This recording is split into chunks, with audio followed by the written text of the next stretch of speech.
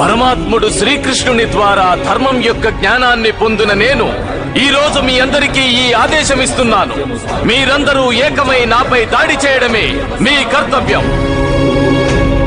కన్నీరు కార్చకండి పుత్రులారా. అందరికీ నమస్కారం. ఈ వీడియో క్లిప్ అనేది చాలా ఇంట్రెస్టింగ్ ఉండబోతుంది. అస్సలు మిస్ అవ్వకండి. ఫస్ట్ నుంచి లాస్ట్ వరకు ఎవ్రీ మినిట్ చూడండి. ఎందుకంటే ఎవ్రీ మినిట్ మనం ఏదో ఒకటి నేర్చుకోవడానికి లభిస్తూనే ఉంటుంది. అండ్ వీడియోలోకి వెళ్ళే ముందు ఒక లైక్ అయితే వేయండి గైస్, నాకు సపోర్ట్గా ఉంటుంది. సో ఇక లేట్ చేయకుండా వీడియో చూసేద్దాం రండి. పెద్దమ్మా, అక్క, పెద్దమ్మా, రక్తం ఎక్కువగా పోయింది. అటువైపు తీసుకునిరా. పార్థ, సూర్యుడు అస్తమిస్తున్నాడు. శిఖండి పితామహుని చేరుకున్నాడో లేదో? శిఖండి కేవలం నిమిత్త మాత్రుడు. శస్త్రాన్ని ప్రయోగించవలసినది నీవు.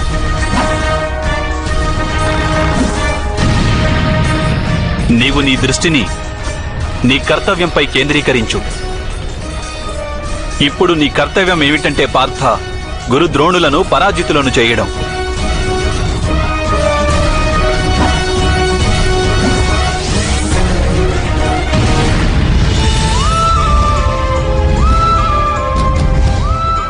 మాతా, వీరికి శ్వాస అందడం లేదు. ఆర్యపుత్రులు నకుల సహదేవులు ఇప్పటికీ రాలేదెందుకని?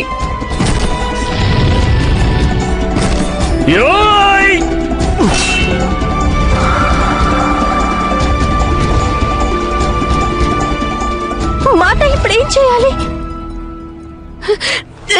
లేదు, తమ ప్రతిజ్ఞను పూర్తి చేసుకోకుండా ఎవరికి తమ ప్రాణాలను త్యజించే అధికారం లేదక్క. లేవండి,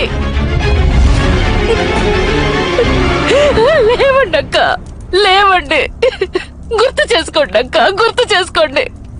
మీరు చేసిన త్యాగాన్ని, మీ ప్రతిజ్ఞను గుర్తు చేసుకోండి అక్క.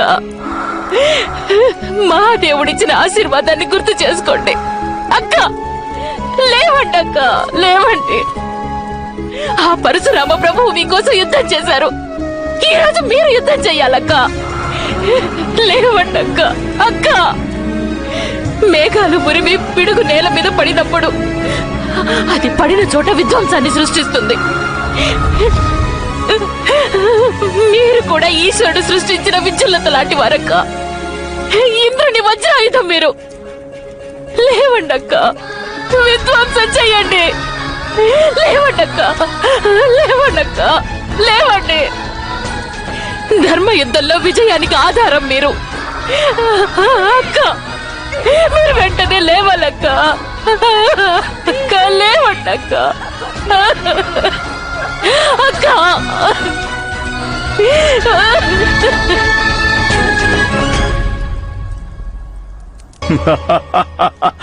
ఇప్పుడు నా పుత్రుల విజయ యాత్రను ఎవ్వరూ ఆపలేరు సంజయ. ఇప్పుడింకా సూర్యాస్తమయానికి ఎంత సమయం మిగిలి ఉంది? కేవలం ఒక్క జాము మహారాజా. ఇది కేవలం చాము కాదు, ఇదొక చావు దెబ్బ. ఆ పాండవులందరి భవిష్యత్తుపై. శిఖండి మరణాన్ని ఇప్పుడెవరూ ఆపలేరు సంజయ, ఎవ్వరూ ఆపలేరు.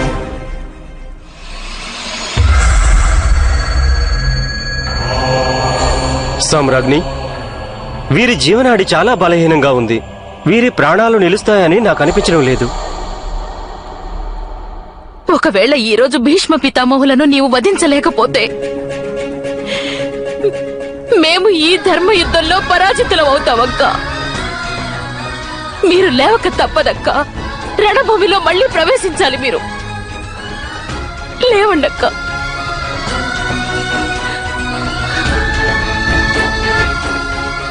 లేవండి అక్క. అక్క, లేవండి. అదిగో సూర్యాస్తమయం కావస్తుంది మాధవ. శిఖండి ఎక్కడున్నాడు? పార్థ, శిఖండి గురించి ఆలోచన ఇప్పుడు మాను. అతడి ప్రయోజనం కేవలం మహితాత్ములు శస్త్రాలను త్యజించే వరకే. దాని తరువాత చేయవలసినదంతా నీవే చేయవలసి ఉంటుంది. మహితాత్ముల వంటి మహాయోధుడిని నేలకూల్చేందుకు మీ 5 అన్నదమ్ములు కలిసి పోరాడాలి.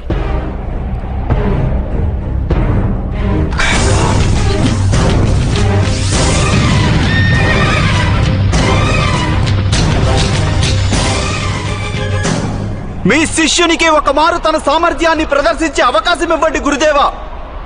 మీరు తప్పక నా చేతుల్లోనే మరణిస్తారు. మీ విధిరాత తప్పక ఈ రోజే ఫలించనున్నది.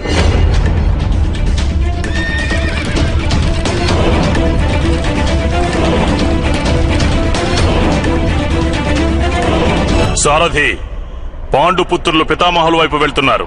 రథాన్ని పితామహుల వైపు తీసుకువెళ్ళు. యువరాజా దుర్యోధన, మహితాత్ముల గురించి ఆలోచించడం కాదిప్పుడు. నీ మృత్యువు గురించి ఆలోచించు దుర్యోధన.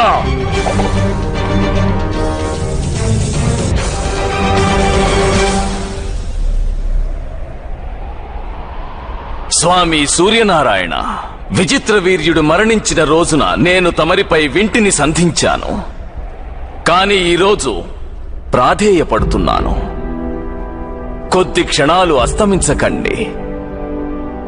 నా నిరీక్షణ ఫలించి ఈ రోజు నా మృత్యువు నన్ను వరించబోతోంది.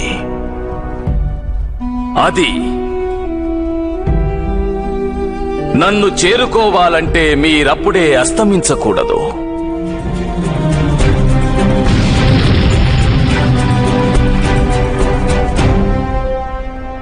విజయీభవ పుత్రులారా,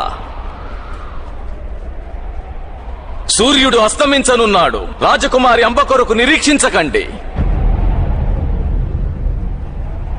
మీ శక్తినంతటినీ కూడా తీసుకుని అందరూ నాపై దాడి చేయండి.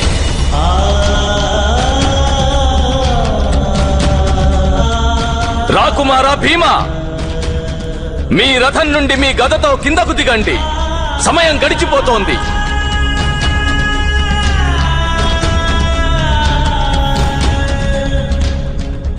మీరు 5గురు ఏకమై నాపై దాడి చేస్తే నన్ను తప్పకుండా వధించగలరు. రాకుమారి అంబ కొరకు మీరు నిరీక్షించొద్దు. నాపై దాడి చేయండి పుత్రులారా. లేదు పితామహ, మేమందరము ఒకేసారి మీపై ఎలా దాడి చేయగలం? నా అంతిమ యాత్ర సమయంలో 4 పుత్రులు నా పాడెను మోస్తూ ఒక పుత్రుడు అగ్ని కుంభాన్ని తీసుకువెళుతుంటే అంతకన్నా మహద్భాగ్యం ఏముంటుంది నాకు? నా ప్రస్థాన సమయం కావస్తోంది.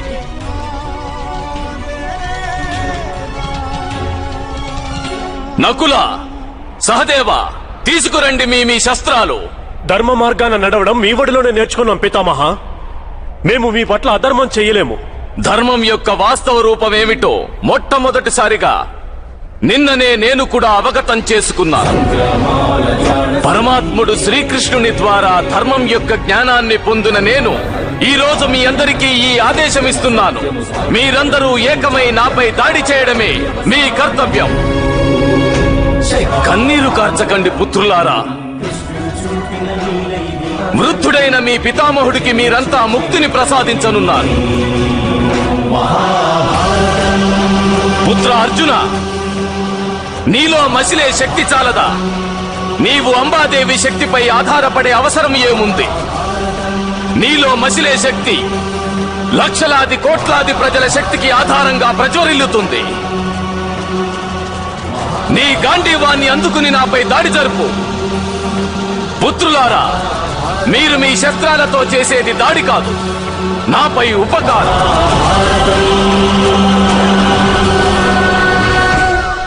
నాపై దాడి చేయండి పుత్రులారా.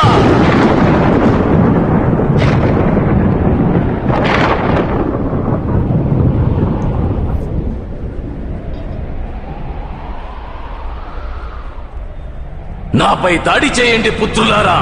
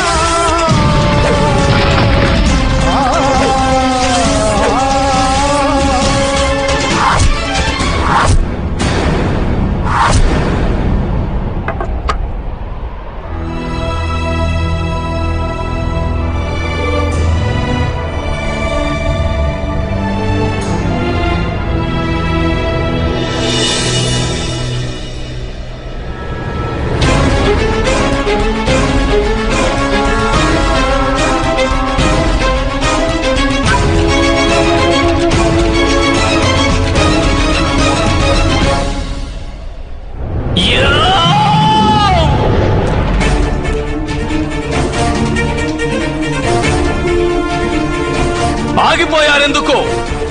నాపై దాడి చేయండి.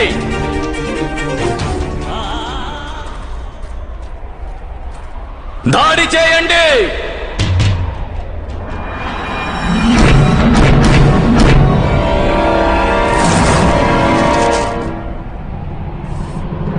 సో చూసారు కదా గైస్, వీడియో మీకు ఎలా అనిపించిందో కింద కామెంట్ సెక్షన్లో అయితే ఖచ్చితంగా తెలియచేయండి. అండ్ ఇప్పుడు నేను నెక్స్ట్ చెప్పబోయేది మీరు చూడాలని రూల్ అయితే లేదు. సో మీకు నచ్చకుంటే స్కిప్ చేసేయండి. అంతేగాని కింద కామెంట్ సెక్షన్లోకి వెళ్ళి డైలీ ఇదే సోదెందుకు చెప్తున్నావు, సో ఇలాంటి కామెంట్స్ అయితే పెట్టకండి గైస్.